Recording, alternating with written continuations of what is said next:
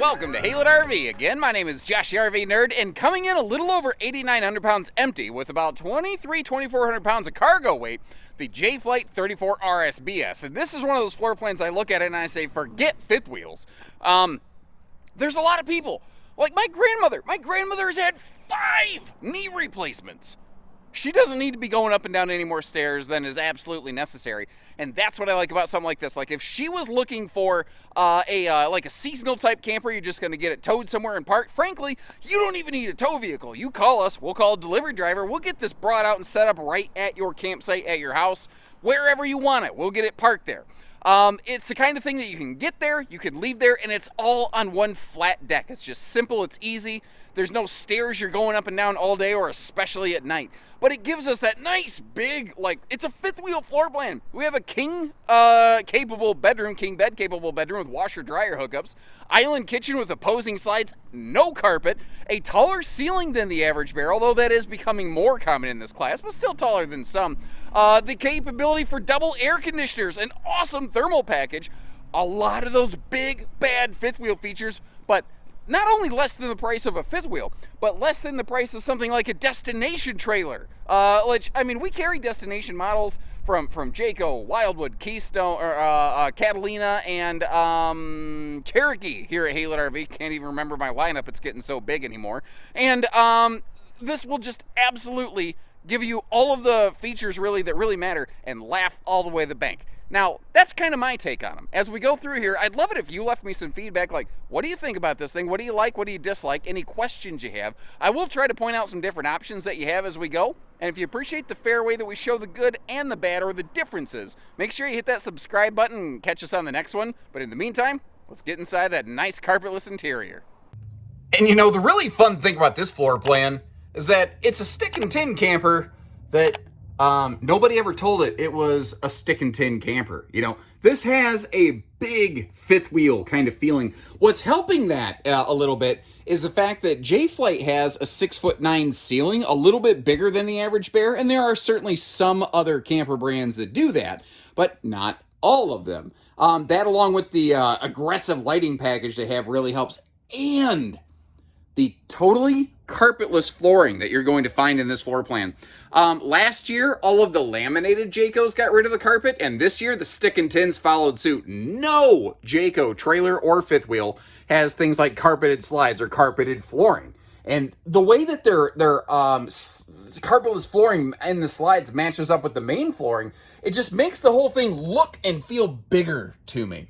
Now, we are looking at one today in the farmhouse decor, which does add some lighter colors, and I actually really like it in this floor plan because even though it does change color palettes in the middle of that slide, what it's also kind of doing is signaling the departure from the kitchen into the living room, to me anyway. Now, if that's not your favorite, they do offer brown on brown with the brown, browner, and brownest colors you've ever seen called Cottage, and it looks fine.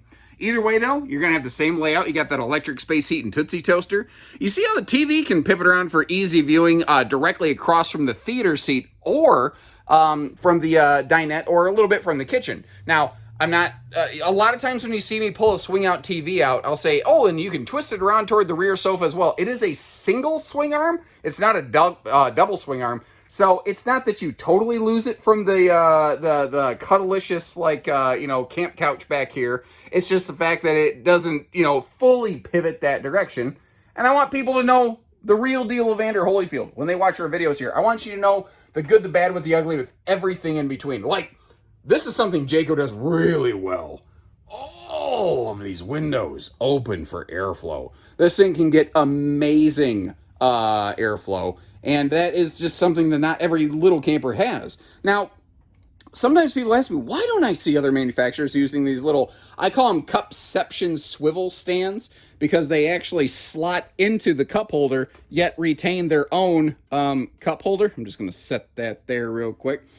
If you don't want to use them, don't use them. I don't know, with this floor plan already having a dedicated dining space, I don't know that I would really find a whole lot of use for those things. My 2 cents on those is if I'm in a small floor plan that only has a sofa, Well, I like those little swivel stands to give me a place to like set a dinner plate or whatever. If I'm at a bigger floor plan like this that has like a full-on kitchen and dining and everything else, I don't know that I need those, but I kind of think I would still find some use for them one way or another. I'm that kind of guy where if I buy something and it's got a widget, I'm gonna use it. You know, it's like I'm not gonna let that go to waste. I'm not gonna let them prove me right.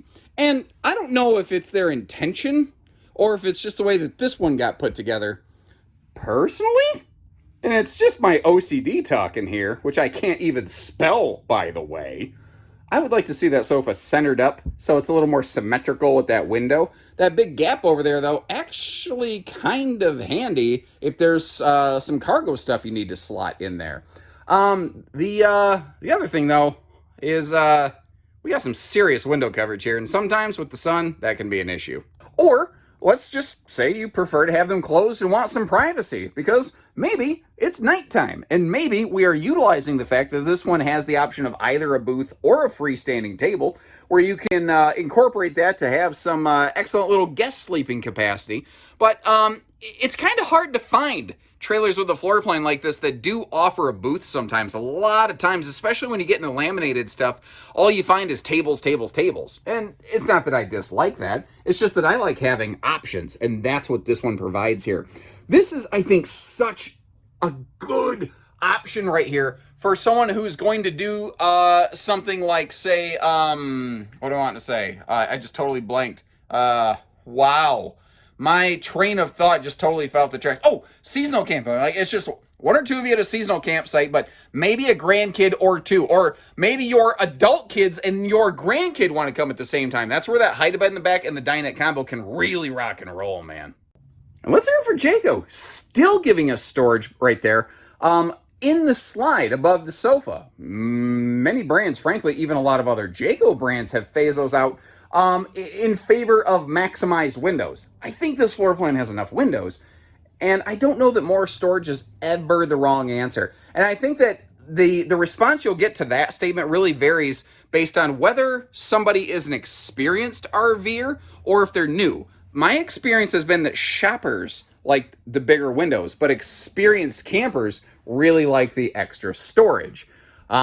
We've seen a lot of new RVers, a lot of new shoppers lately, so their voice has kind of won out on that in terms of how most brands are outfitting things. Now, that skylight up there, it does have the same kind of black pull shade that you have on your like sidewall windows that we saw earlier, so if it is screaming hot outside or sunny, you can blot those out. And this is a serious Keurig coffee corner right there. Those outlets could not be placed, I think, in a better position. Now, these are the first of a couple drawers we're going to see. You'll see that Jayco gives us all plywood extension drawers, not particle board with a sticker wrap, and they do a particle board front, or I'm sorry, nope. They do a plywood dummy front on this, which just will help keep the drawer from getting pulled apart and split apart over time. The stove is obviously pushed right against the sidewall over here. That's not my favorite arrangement, and I really would prefer some kind of side splash over here. Thankfully, it's like that's such an easy aftermarket thing for people to apply. Whenever I ask manufacturers, why don't you do that? Because literally every single person agrees they want to see it. I hear it's hard for production. Maybe somebody smarter than me on a production line could leave me a comment and explain that, because I guess I don't get how me with no tools could do it, but a manufacturer with all the tools can't. Now you've probably noticed, but in case you weren't aware, what we're looking at here, that big silver guy, that is the 12-volt DC compressor refrigerator upgrade. Standard, this floor plan would have an 8 cubic foot gas electric compressor, absorption fridge. We have upgraded to the active compressor fridge, which I think very well suits this thing. Now, this RV, as we're looking at it today, has no level of solar. But again, I don't really think that's an issue, considering this is a floor plan that really best, I think, lends itself to park kind of use, park living, seasonal life. I could be wrong about that, and if I am, definitely leave me a comment. Let me know if I'm right or wrong about that. I don't care. I've been wrong before. My wife will confirm it. By the way, sealed edge press membrane counters through the kitchen space here. And this is another reason I really like to leave the standard booth here in a J-Flight. They do have a table and chairs option, if that's your preference. If you don't like how we have it here, and we might have it in stock with a table, I don't know. I do sometimes order it both ways. Let me know which way you would like to see this, which color palette, which fridge, which dinette, all that stuff. But because the table is free floating, it kind of gives me a lot of the benefits of a table and chairs in that the chairs can free float. Well, in this regard, the table free floats, but I still maintain the bonus sleeping that we saw and the extra storage down below. And again, when is more storage ever the wrong answer, guys? But remember, with that table being fully free floating, this is another reason I really like the booth in this, because the table becomes more multifunctional. You want to have a little Dinofa coffee table or something like that. You want to have a little conversation corner. You can do that here. You could lift it up. You could have, dinner off the rear sofa if you wanted to. I don't know why you would want to do that, but theoretically you could. You could also just take that table outside. And I don't know if you've seen some of the pictures that we've shared like on our Instagram or Facebook pages. How can I say this without grossing everybody out? People put their poop hose on the picnic tables at the park sometimes. Please, one, stop doing that. Secondly, always, and I mean always, bring your own picnic table coverings. And personally, I bring coverings not just for the tabletop, but the benches as well. I don't want my daughter getting pink eye because Earl, who was there the day before me, decided to empty his poop hose out of my picnic table. It's out of sight, it's out of mind. Like, I'm sorry if this is the first time you heard it. I'm sorry to be the bearer of bad news. This is sadly a thing that happens. Now, I mentioned the different decors in the living room, and that is the only place that the decors change. The bathroom is always farmhouse. The bedroom is always cottage. So I guess in every RV you get a little bit of a look at both. And it's uncommon, but it's actually kind of smart. So many manufacturers fail to recognize the fact that the door itself to the bathroom is a function space. That being said, if I'm going to be picky, I kind of do wish the towel bar would have been mounted up a little bit higher, because if you got a long towel you're trying to dry, it's going to drip right down here onto the toilet paper.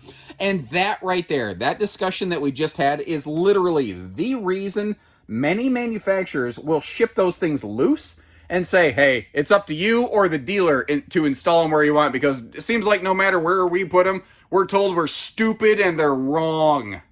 Well, I'm not saying that. I'm just saying, I don't know. Sometimes I think it could be done better, but everybody seems to think that. Now remember, taller 6'9" ceiling means plenty of headroom there in the shower. And it is a radius shower. It's not one of those big rectangular showers, but what that is giving us over here is some sick storage space. And I mean, it is a serious chunk of space. We're talking, that could be overflow pantry.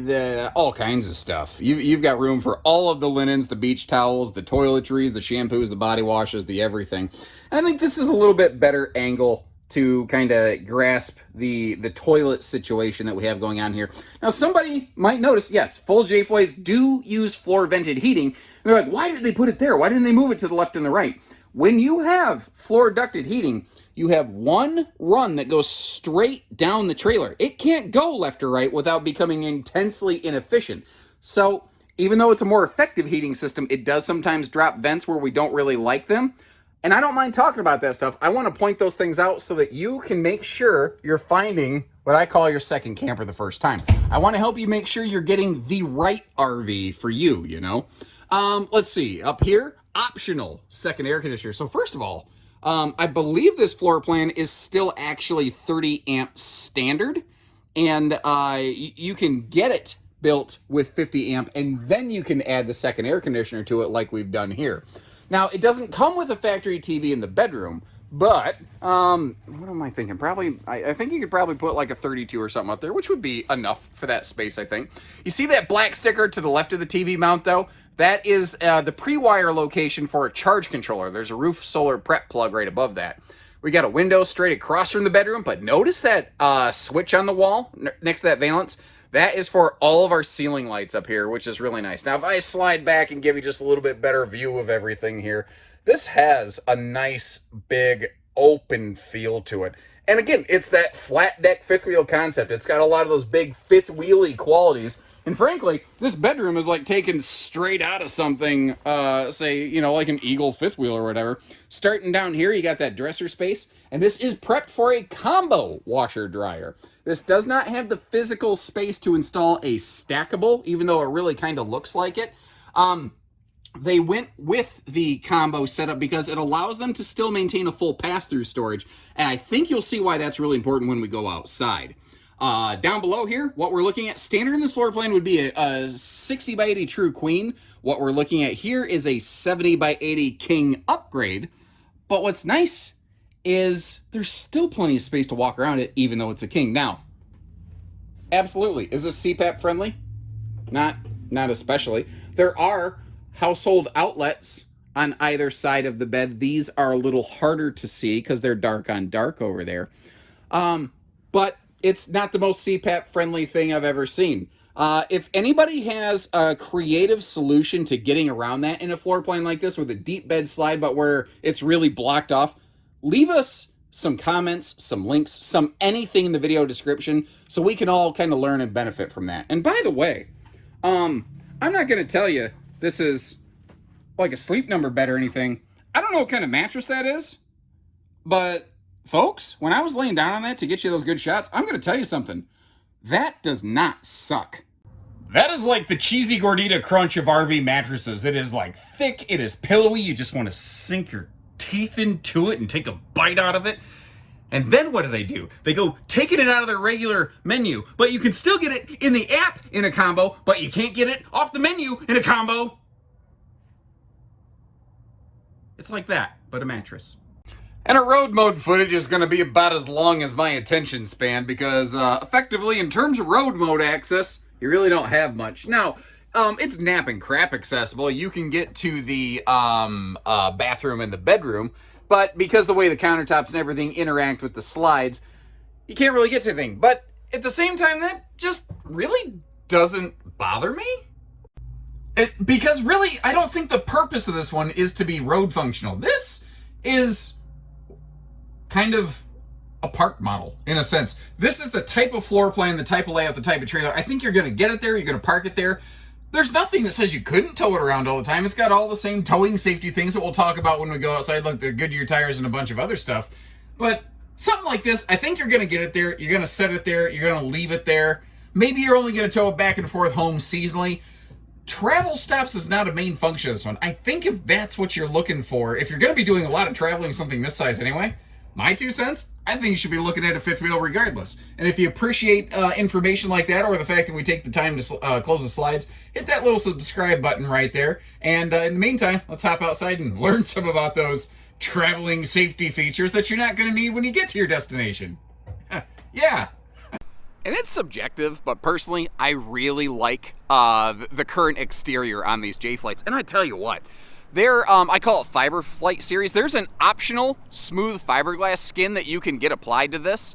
It's going to add some weight, it's going to add some cost, but especially on a big model like this, it sounds to me very attractive. Like, it feels right, you know? One note on the fiberglass skin, though, when you get that, it does automatically force the farmhouse interior. So if you're not a farmhouse fan, you might want to stay away from the fiberglass option, at least for now, in case that changes.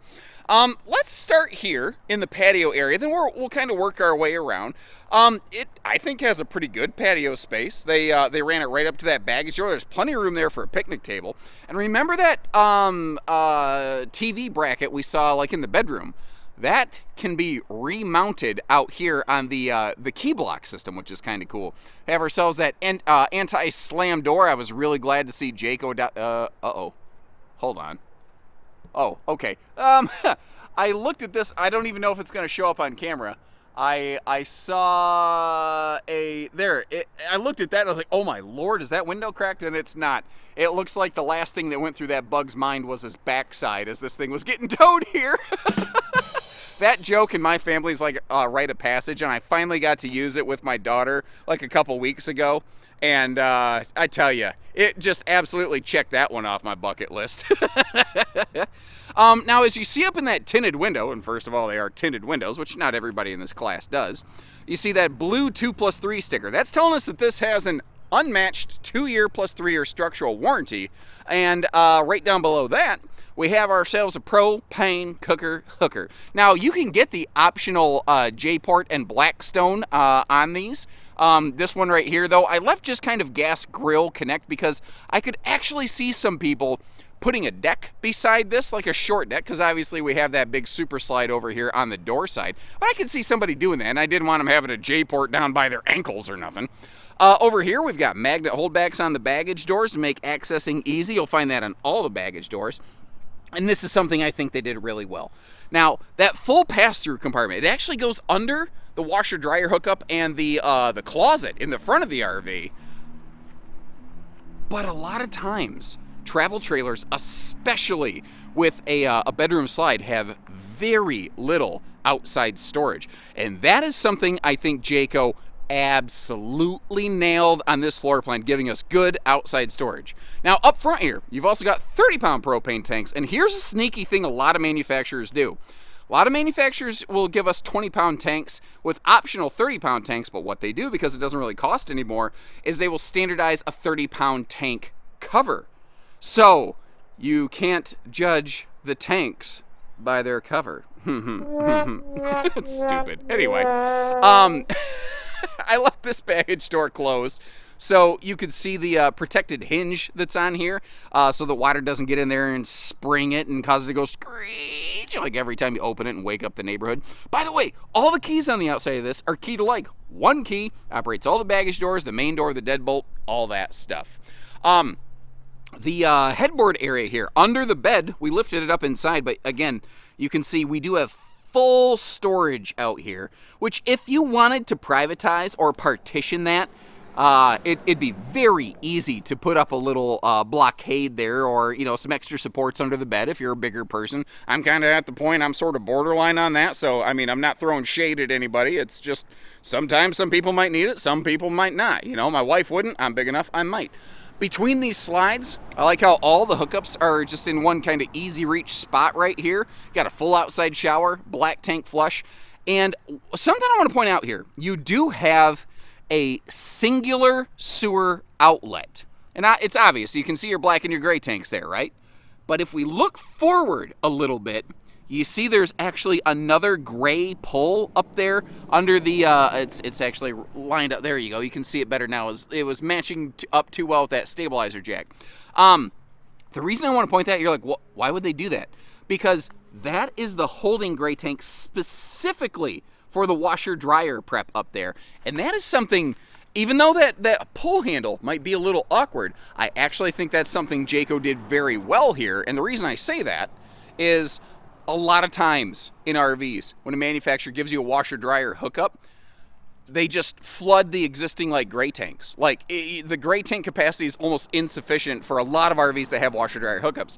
Even on a J-Flight, which understand, above this you have White Hawk, you have Eagle HT, Eagle, you have all those things. They still made sure to have proper gray tank capacity for something like that. It may not be quite as big as some of the other guys, but at least it's there. And this back here, there's just an empty pocket of air behind the fireplace.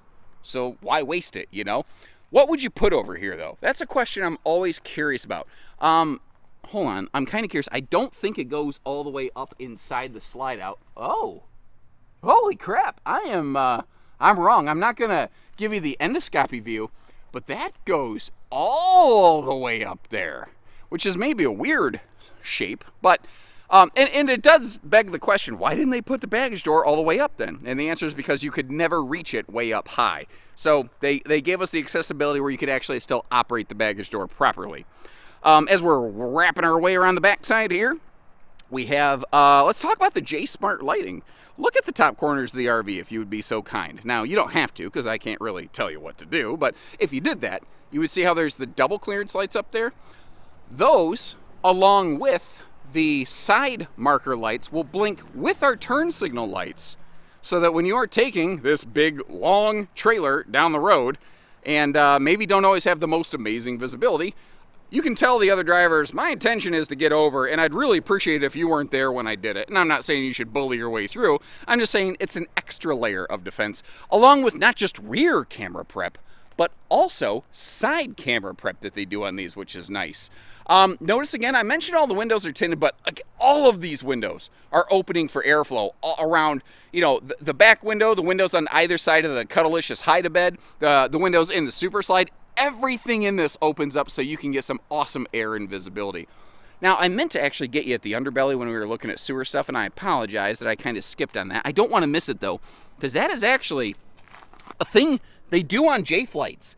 I personally consider a best-in-class quality, but the fact is you can't see any of it, and that is their thermal package. So the J-Flight thermal package is an option that you can apply on any full J-Flight. It's not available on the SLX models, just the big birds, as it were. It begins with an enclosed underbelly, which is some manufacturers, even where they're enclosed underneath, it's not even the entire underbelly. And we carry some brands like that here at Haylett RV. I'm not criticizing, I'm sharing the differences. And part of the reason why J-Flights are never the least expensive, they're never the lightest weight, it is arguable they are among the most highly equipped within their class, though, which is why they're like the number one selling trailer for like 15 years out there. Cherokee has really jumped up that ladder lately. But it begins with an enclosed underbelly. It is forced air heated as well. They use radiant barrier laying like in the slide outs, extra coverage in the roof and underbelly to give this a really, really good extended season package. Notice I said extended season. Jayco has not cold chambered and tested J-Flights to like 0 degrees, which is my unofficial kind of cutoff line for 4 seasons. I personally think J-Flights may actually be capable of that kind of use, but Jayco's never tested it.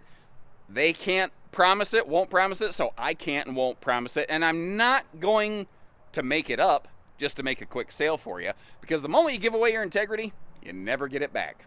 Oh yeah, walking my way over to the ladder to get you upstairs, kind of occurred to me. I have not mentioned the fact that these ride on a best-in-class Goodyear Endurance radial, totally standard, 87 miles an hour rated, not quite DeLorean time travel capable, but pretty darn close. And frankly, still way more than you should be driving. That is well over the speed limit. I don't want anybody towing this thing 87 miles an hour. Are you kidding me? That's like the towing equivalent. You ever do the GPS race? The GPS is like, you're going to get there in 1 hour and 6 minutes. And you're like, is that a challenge? Are you challenging me? Buckle up, honey. We're going to get there in 57 minutes. Watch this. Just me? Anybody else? Anyone else do the GPS Olympics? Anyway, that's not why I wanted to get up here on the roof to talk about the GPS Olympics. Sorry, squirrel. Up there on the nose, you see that little black plug?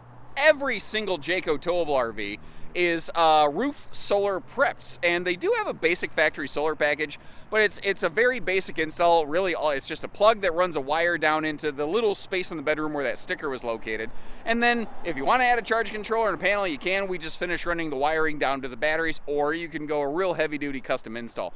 Little known fact, usually the biggest eliminating factor in a solar install is the gauge of wiring, like from that plug down to the charge controller and to the batteries. So if you're looking for a real heavy-duty install, you probably need to do some custom work anyway. But a trailer like this, again, I really see it as a park use kind of trailer. I think most people aren't going to need a lot of solar with this, but I am but a simple Midwestern boy. My wife will confirm the simple part for sure.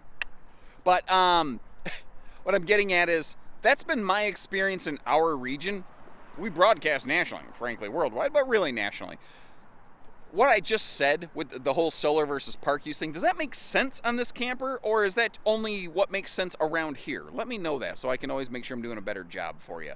Other than that, what we get to see here is our Magnum Truss walk-on roof system, which, kind of like the thermal package, you can't really see it because it's all contained under that nice skin. But one of the main differences on your Jaycos is we are walking on plywood up here instead of OSB. OSB is fine. You can have a perfectly walkable roof with OSB.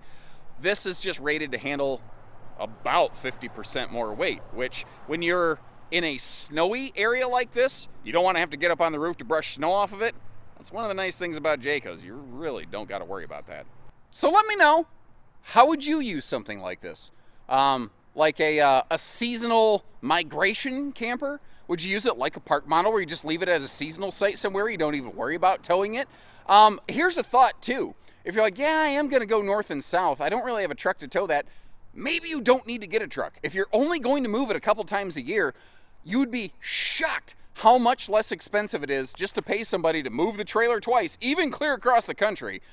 Typically, as compared to like a full-on truck payment, typically you could pay someone to move this twice, keep a lesser expensive, like smaller vehicle payment, and not have to worry about a big truck and all the maintenance and everything that goes with it, and save a bunch of money. Not to mention the fact, this is a lot to be towing, and if you're not familiar with it, even if you got a big truck, it can still be scary and intimidating. Those are the extra ideas and thoughts and views that we like to share with you. Help you always find your second RV the first time. And again, if you appreciate that, like our video, leave us a couple comments, tell us thanks or any concerns or questions or positives, minuses that you see in this trailer, and hit the subscribe button. Call our team when you're ready. Send up a smoke signal, a carrier pigeon, whatever works for you. We're pretty agreeable. So take care, stay safe, have fun, and happy camping, everyone.